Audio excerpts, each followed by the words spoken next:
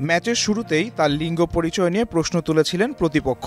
মাত্র ৪৬ সেকেন্ড খেলেই সরে দাঁড়িয়েছিলেন এক খেলোয়াড়। তবে শেষ পর্যন্ত সব বিতর্ক পিছনে ফেলে বক্সিং রিংয়ে নামেন তিনি। ম্যাচ শেষে স্বর্ণও জিতে নিলেন এই বক্সার।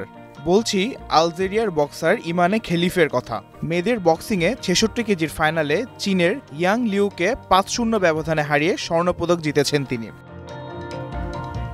অলিম্পিকের শুরুর দিকের ম্যাচেই ইতালির অ্যাঞ্জেলা ক্যারিনির মুখোমুখি হয়েছিলেন খেলিফ। সেই ম্যাচে ইতালির এই বক্সারকে এক ঘুষিতেই কাবু করে ফেলেন তিনি। মাত্র ৪৬ সেকেন্ডে নাম তুলতে বাধ্য হন ক্যারিনি। এ নিয়ে তখন শুরু হয় নানা আলোচনা সমালোচনা। শেষ পর্যন্ত সেই ঘটনা গড়িয়েছিল ইতালির প্রধানমন্ত্রী পর্যন্ত। ইতালির প্রধানমন্ত্রী জর্জিয়া মেলোনি সমালোচনা করে বলেন, আমার মনে হয় যেসব খেলোয়াড় জিনগতভাবে পুরুষ তাদের নারীদের ইভেন্টে খেলতে দেওয়া উচিত নয়। যদিও নারী নাকি পুরুষ এই আলোচনার পুরোটা সময় জুড়ে খেলিফ পাশে পেয়েছিলেন আন্তর্জাতিক অলিম্পিক কাউন্সিলকে। সংস্থাটির মুখপাত্র মার্ক অ্যাডামস জানিয়ে দেন, এই নারী এই প্রতিযোগিতার জন্য যোগ্য থাকবেন এবং প্রতিদ্বন্দ্বিতাও করবেন।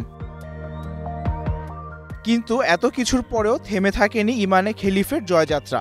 ফাইনালে ওঠার লড়াইয়ে ৩ প্রতিপক্ষের মুখোমুখি হয়েছিলেন খেলিফ, যার মধ্যে একজনও দাঁড়াতে পারেনি তার বিপক্ষে। ধারণা করা হচ্ছিল ফাইনালের প্রতিপক্ষ ইয়াং লিউংয়ের সঙ্গে লড়াইটা খেলিফের জন্য চ্যালেঞ্জিংই হতে যাচ্ছে। কিন্তু সব প্রেডিকশন উড়িয়ে ইয়াং লিউংকে টিকতেই দেননি খেলিফ।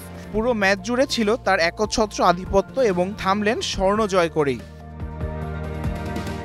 আলজেরিয়ার বিবান মেজবা নামক এক দরিদ্র গ্রামে জন্ম খেলিফের।